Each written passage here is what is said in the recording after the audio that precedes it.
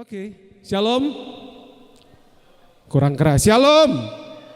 Apa kabar hari ini?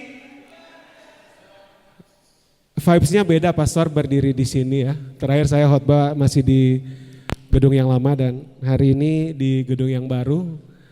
Luar biasa, haleluya. Thank you buat tim Praise and Worship hari ini, luar biasa sekali.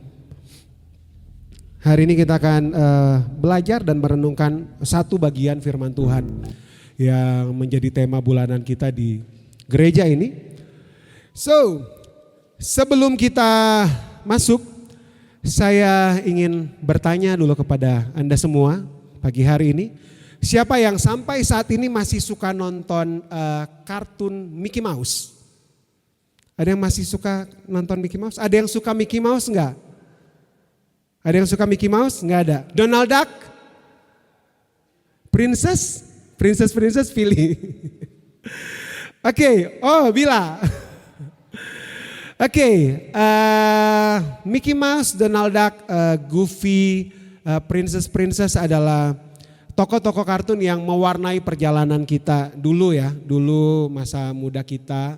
Mungkin anak-anak kita juga saat ini ada yang udah lebih banyak tahu Avatar dan lain-lain. Tapi kalau kita bicara tentang kalau kita bicara tentang Mickey Mouse, kalau Anda lihat gambar ini mungkin Anda lebih kenal gambar Mickey Mouse daripada opa ini. Betul ya? Anda lebih kenal gambar Mickey Mouse daripada gambar opa ini. Jadi opa ini namanya Walt, marganya Disney. Jadi opa ini adalah Walt Disney yang lahir pada tahun 1901 di Amerika. Kemudian dia bertumbuh menjadi seorang anak yang sangat suka dengan kartun. Dia sangat suka dengan kartun. Tapi waktu dia lulus high school, dia mengabdikan diri sebagai seorang Red Cross, palang merah di satu tempat. Ketika selesai dia mengabdikan diri sebagai seorang palang merah, dia kembali ke daerahnya. Dia kembali melanjutkan keinginannya untuk menjadi seorang kartunis. Tapi saudara tahu, dia selalu gagal. Orang-orang mencibir, ngapain sih, apa sih kartun itu? Karena di masa itu mungkin orang masih lebih suka Charlie Chaplin ya. Komedi, hitam putih, ada orang yang lucu, orang masih lebih suka seperti itu. Tapi Walt Disney tidak pernah berhenti untuk mencoba dan mencoba lagi dalam setiap kegagalannya.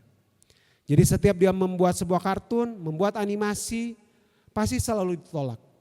Teman-temannya mengolok-olok dia, teman-temannya mencibir dia. Sampai satu saat di tahun 1928 dia menciptakan yang namanya Mickey Mouse.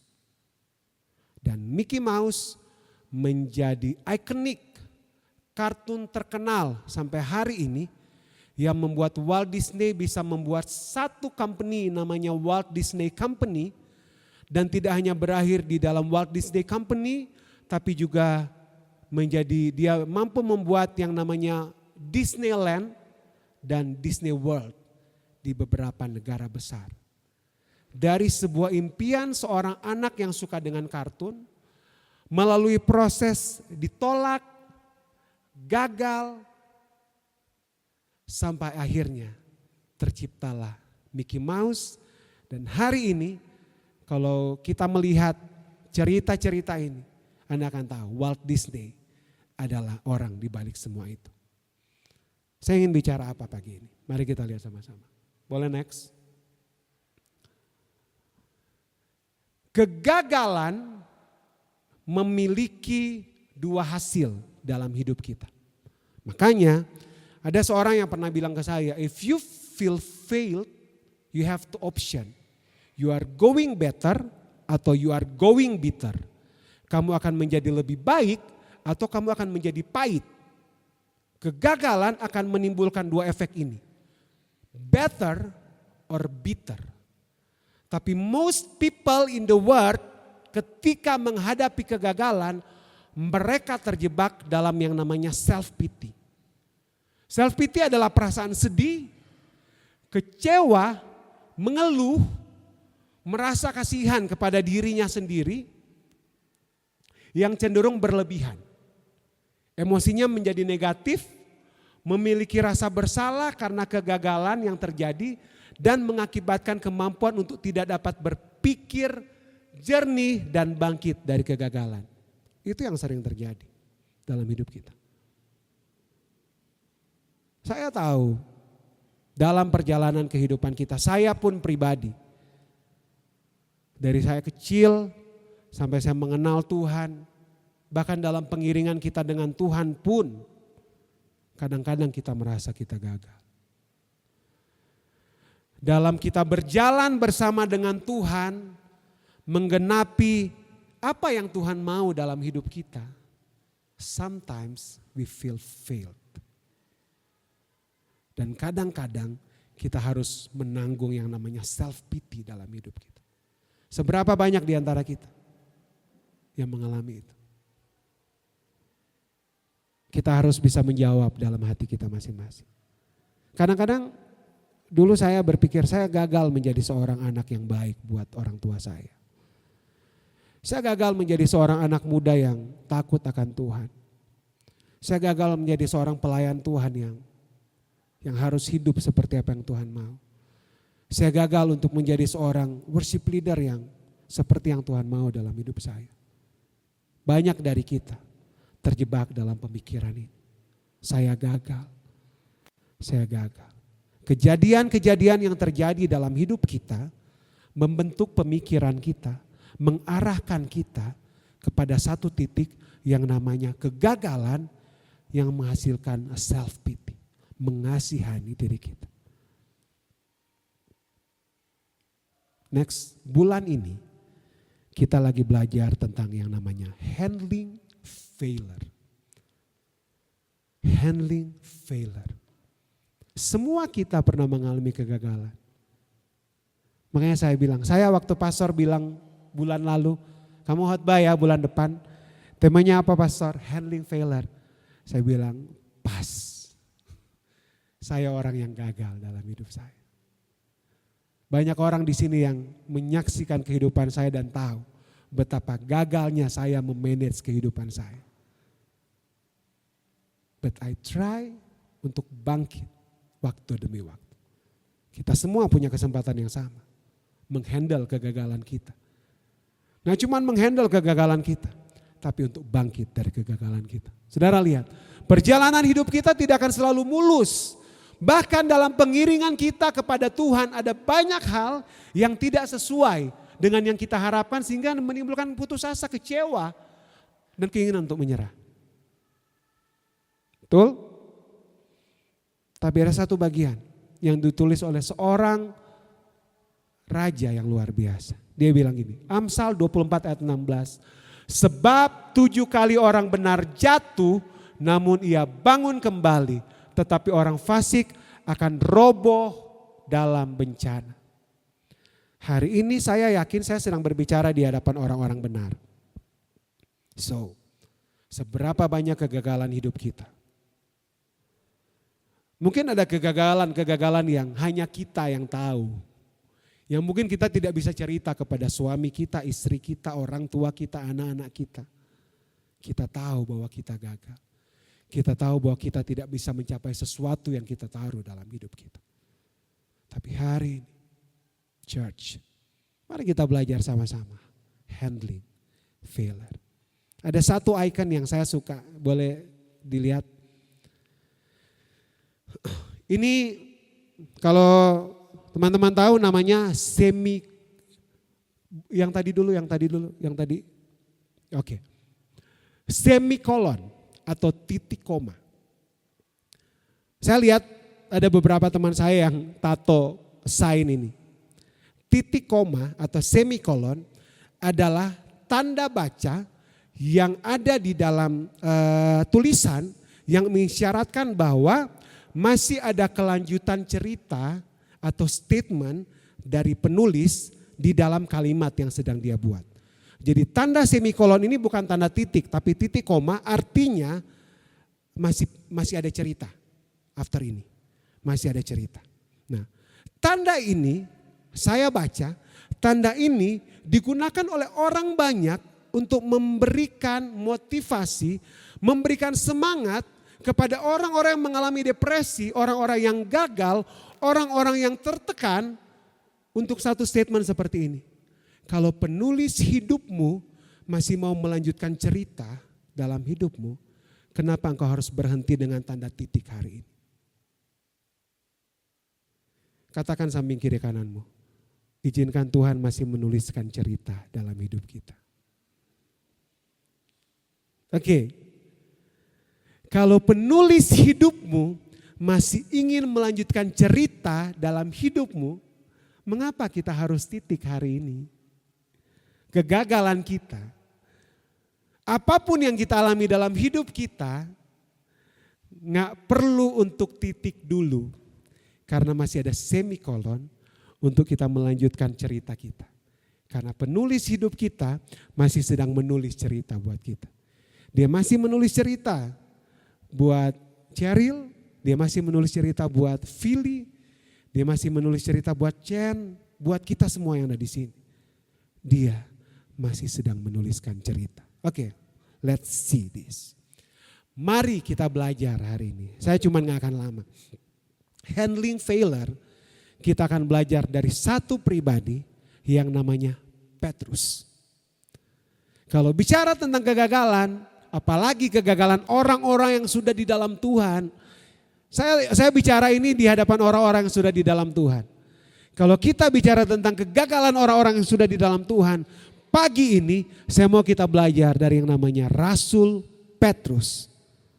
Petrus, namanya Kefas, orang yang berapi-api, orang yang temperamen, blak-blakan, betul kan?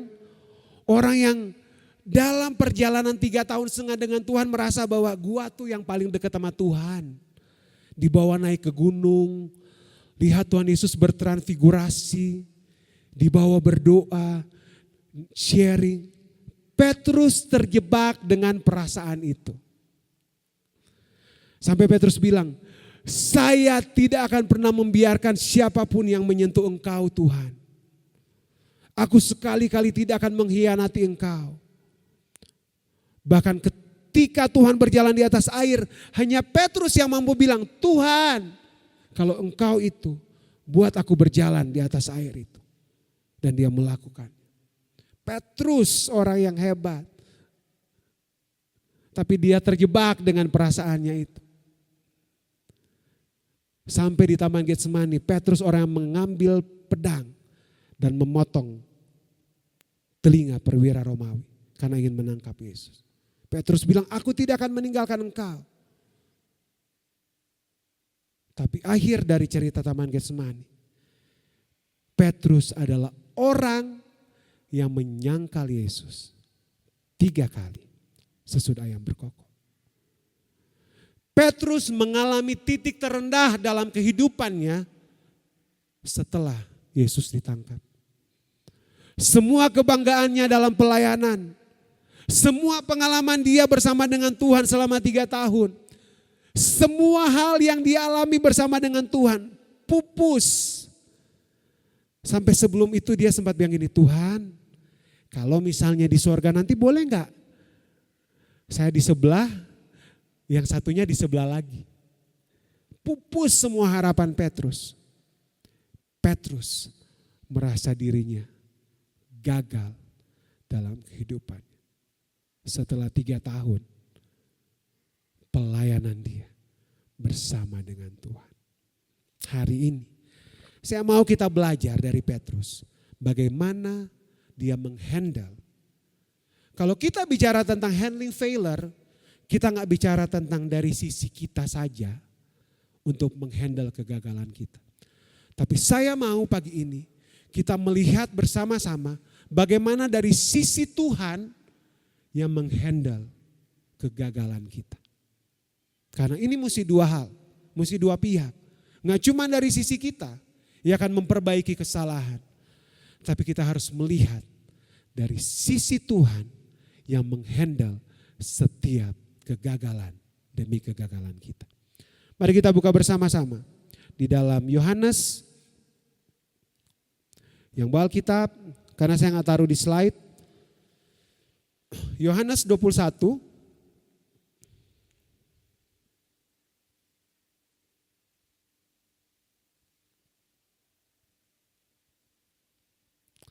Yohanes 21 ayat yang pertama. Saya akan bacakan buat kita. Yesus menampakkan diri kepada murid-muridnya di pantai Danau Tiberias. Ayat 1. Kemudian Yesus menampakkan diri lagi kepada murid-muridnya di pantai Danau Tiberias. Dan ia menampakkan diri sebagai berikut. Di pantai itu berkumpul Simon Petrus, Thomas yang disebut Didimus, Nathanael dari Kana yang di Galilea, anak-anak Zebedeus dan 2 orang murid yang lain. Ayat 2. Ayat 3. Kata Simon Petrus kepada mereka, "Aku pergi menangkap ikan." Kata mereka kepadanya, "Kami pergi juga dengan engkau." Mereka berangkat lalu naik ke perahu, tetapi malam itu mereka tidak menangkap apa-apa. Kegagalan Petrus di Taman Getsemani dan di saat penyaliban dan di Bukit Tengkorak membuat Petrus harus kembali kepada titik awal kehidupannya. Lukas 6, Lukas 5, waktu Tuhan pertama bertemu Petrus, Tuhan bilang gini, "Hei Petrus, kamu penjala ikan, ikut aku. Aku akan menjadikan engkau penjala manusia." Tapi di hari itu, ketika dia gagal dan dia merasa tidak ada harapan dalam kehidupannya, akhirnya dia harus kembali kepada pekerjaan yang lama. Dari seorang penjala ikan menjadi penjala manusia, tapi harus kembali menjadi penjala ikan. Dan dia bilang ke teman-temannya, "Saya akan mencari ikan." Teman-temannya no option.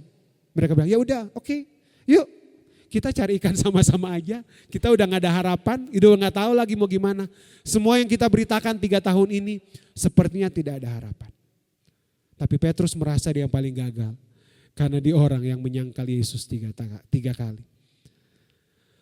Ayat yang selanjutnya. Ayat 4. Ketika hari mulai siang, Yesus berdiri di pantai. Akan tetapi murid-murid itu tidak tahu bahwa itu adalah Yesus. Kata Yesus kepada mereka. Perhatikan ini saudara-saudara. Ayat 5. Kata Yesus kepada mereka. "Hai kids, adakah kamu mempunyai lauk pauk?" Jawab mereka, "Tidak ada." Kata Yesus kepada mereka. Maka kata Yesus kepada mereka, "Tebarkan jalamu di sebelah kanan perahu, maka kamu akan memperoleh." Lalu mereka menebarkannya dan mereka tidak dapat menariknya karena banyaknya ikan. Poin yang pertama yang saya ingin mau sampaikan pagi hari ini. Handling failure adalah inisiatif Tuhan untuk menemui kita.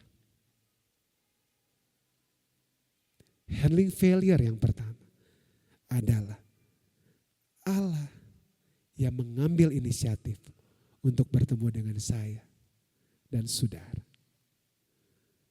Cerita ini sudah dimulai dari Taman Eden.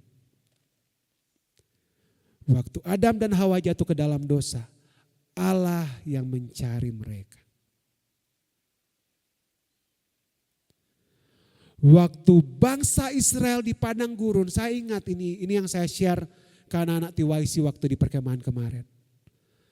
Allah mengambil inisiatif, Allah bilang, ingat waktu itu kita share, Tuhan bilang, "Musa, kuduskan umatku, aku ingin bertemu dengan mereka." Tuhan turun dari langit di atas gunung Sinai untuk bertemu dengan bangsa Israel.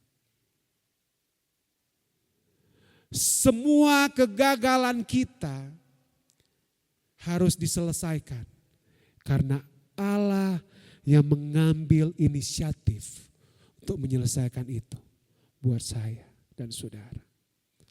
Sampai di titik Yohanes 3 ayat 16, karena begitu besar kasih Allah akan dunia ini, sehingga dia mengaruniakan anaknya yang tunggal, supaya setiap orang yang percaya kepadanya tidak binasa, melainkan beroleh hidup yang kekal. What is your failure? Apa kegagalanmu hari ini? Allah telah mengambil inisiatif untuk mendekat kepada kita. Murid-murid gak pernah kebayang. Tiba-tiba ada orang yang bilang, ada ikan gak? Gak ada. Ya udah, buang jalannya, pasti banyak ikan. Waktu mereka buang, ayat yang ke-6 berkata, maka kata Yesus kepada mereka, tebarkan jalamu di sebelah kanan perahu, maka kamu akan peroleh. Lalu mereka menebarkannya dan mereka tidak dapat menarik lagi karena banyaknya ikan. Saya merenungkan bagian ini. Posisi ini adalah posisi awal waktu Allah memanggil mereka di dalam Lukas 5. Kejadiannya sama. Tuhan bilang kepada Petrus waktu itu, boleh pinjam perahu enggak? Boleh, silakan. Tuhan khotbah di atas perahu. Tuhan tahu semalaman mereka mencari ikan dan mereka enggak dapat. Tuhan bilang, kamu enggak dapat ikan? Enggak, buang di sebelah sana. Waktu mereka buang, dapat banyak.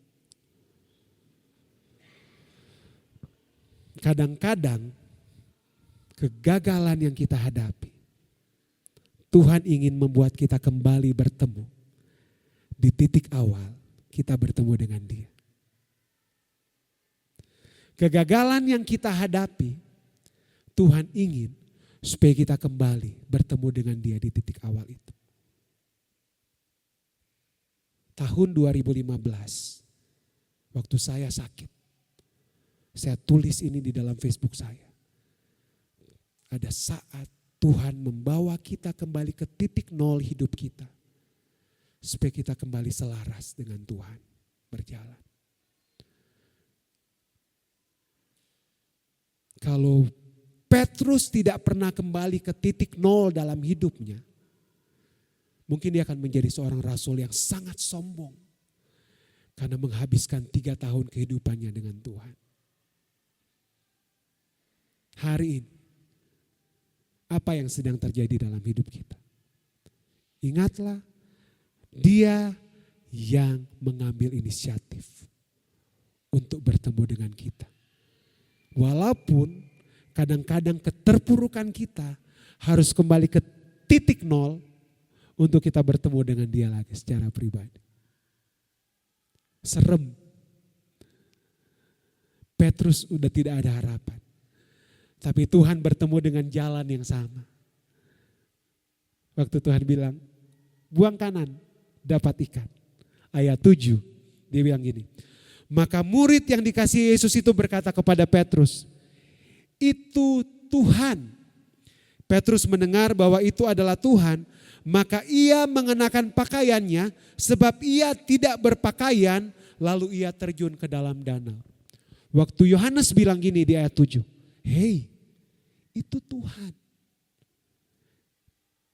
Petrus, saya mencoba berpikir sebagai seorang Petrus ya. Seorang Petrus yang hidup dekat dengan Tuhan 3 tahun. Yang menyangkal Tuhannya. Waktu Yohanes bilang gini, hei, itu Tuhan. Petrus antara, gue mau dimarahin nih. Mau kena marah nih. Ini mau apa yang mau jadi nih? Petrus antara gitu. Tapi Petrus tahu. Saya mau bilang ini. Petrus tahu siapa Tuhannya. Bagian yang pertama, how to handling failure. Ingatlah Allah yang berinisiatif untuk mendekat dengan kita. Tapi bagian yang kedua, respon kita harus tepat ketika Allah mengambil inisiatif untuk mendekat dengan kita. Saudara lihat ayat 7 itu. Waktu Yohanes bilang, hei itu Tuhan. Petrus mengambil pakaiannya karena dia tidak berpakaian. Dan dia terjun ke danau dan dia berenang sampai ke tepian. Kejadian yang sama, saya merenungkan ini. Kejadian yang sama dialami oleh Adam dan Hawa 2000 tahun sebelumnya. Waktu mereka gagal dalam panggilan Tuhan dalam hidup mereka. Waktu mereka mendengar langkah Tuhan di Taman Eden. Dan Tuhan bilang, Adam, Hawa, di mana engkau? Tuhan, kami tidak mau bertemu engkau karena kami telanjang. Respon Adam dan Hawa waktu itu tidak ingin bertemu dengan Tuhan karena mereka telanjang. Karena mereka gagal dalam hidup mereka. Tapi respon Paulus adalah mengenakan pakaiannya dan terjun. Saya bayangkan gini saudara-saudara. Petrus lagi gak pakai kemeja. Ini di atas kapal.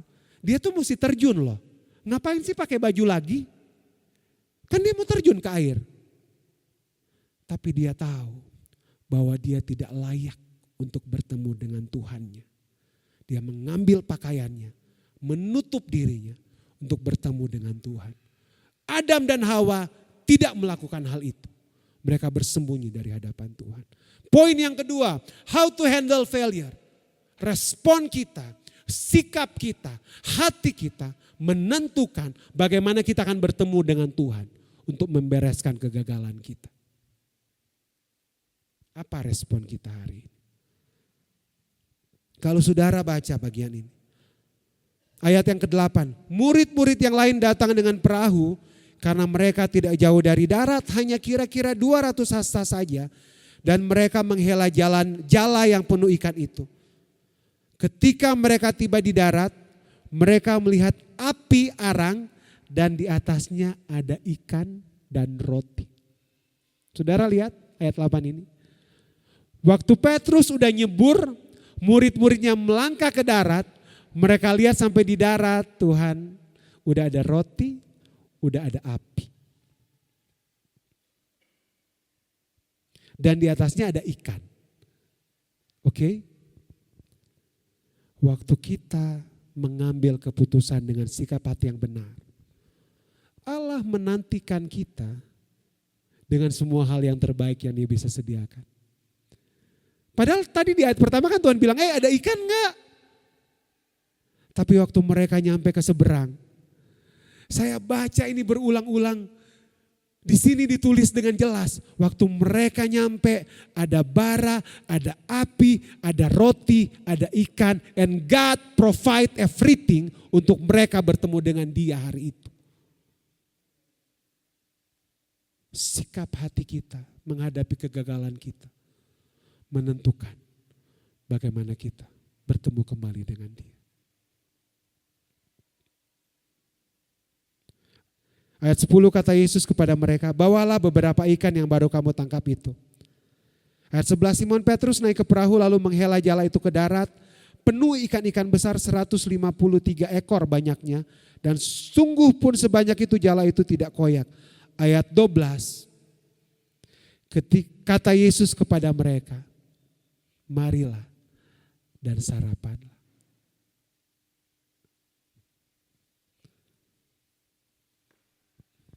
Saya bekerja di perusahaan. Dan saya tahu kalau saya melakukan kesalahan, kalau sampai bos saya panggil, itu bahaya. Sebisa mungkin menghindar sebelum terjadi hal-hal yang tidak diinginkan. Betul, Pong? Kalau kita bikin salah dengan bos kita. Tapi hari itu, Tuhan bilang ke mereka, yuk, duduk sarapan sama-sama. Sesuatu yang mereka kenal Tuhan mereka. Mereka tahu siapa yang mereka ikuti selama 3 tahun ini. Dan mereka tahu bagaimana Dia mengasihi mereka. Di dalam ayat yang seterusnya mereka diam, gak ngomong. Tapi saya yakin waktu itu Petrus lagi gini, apa yang mau jadi ini?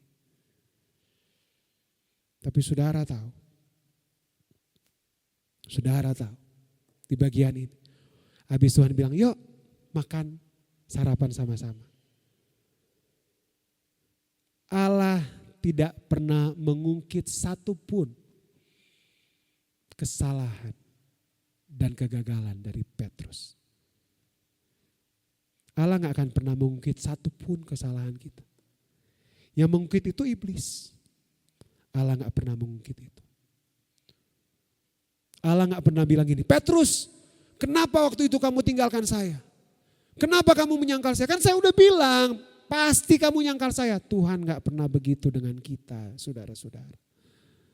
Tuhan gak pernah begitu dengan kita. Dia cuma bilang, duduk sarapan sama-sama. Apapun kesalahan dan kegagalan kita, waktu kita mau datang kepada Tuhan, Tuhan bilang, marilah kepadaku semua yang berbeban berat dan letih lesu. Aku akan memberikan kelegaan. Hari itu, Petrus berjumpa kembali dengan sosok yang dia tahu mungkin, I'm failed. Gak tahu juga Tuhan di mana. Tapi hari itu Petrus datang. Karena Allah yang menginisiatif untuk mencari mereka. Sarapan dengan mereka. Saudara tahu perasaan rindu seseorang yang dia tahu gurunya udah mati. Tiba-tiba ada di depan mereka. Makan sama-sama mereka. What a wonderful moment. Waktu Tuhan bilang yuk sarapan sama-sama.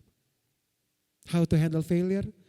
Yang pertama, Tuhan, remember God take the initiative. Take the first step to restore us. Yang kedua, our response akan membuat kita berjalan di dalam pemulihan itu. Yang ketiga, how to handle failure. Saudara mesti baca. Di dalam Yohanes 21 ayat 15 sampai 17. Habis mereka makan, Tuhan ngomong apa ke Petrus? Petrus, apakah engkau mengasihi aku? Lebih dari semua ini. Petrus bilang, ya Tuhan, aku mengasihi engkau. Yang kedua, Tuhan tanya lagi, Petrus, apakah engkau mengasihi aku? Ya Tuhan, aku mengasihi engkau. Ketiga kali Tuhan tanya, Petrus, apakah engkau mengasihi aku? Petrus nangis. Aku tahu Tuhan, engkau tahu segala sesuatu. Engkau tahu betapa aku mengasihi engkau. Gembalakanlah domba-dombaku. Poin yang ketiga, how to handle the failure. Back to your call. Kembali kepada panggilan kita.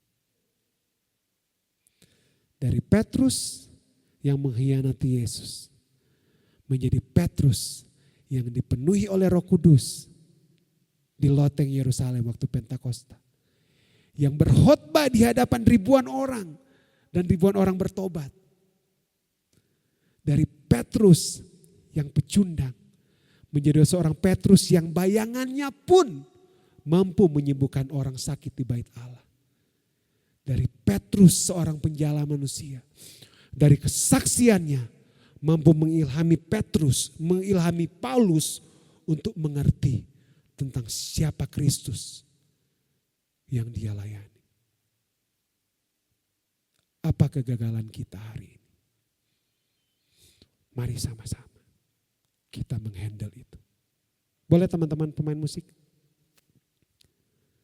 Kalau kita merasa gagal, kalau kita merasa kita tidak achieve, kalau kita merasa kita tidak pantas, mari kita kembali ke titik nol hidup kita untuk bertemu dengan Tuhan. Karena Dia menantikan kita untuk memperbaiki semua kesalahan kita. Yang kedua, responi panggilan itu. Dan yang ketiga, kembali kepada panggilan. Mari tundukkan kepala.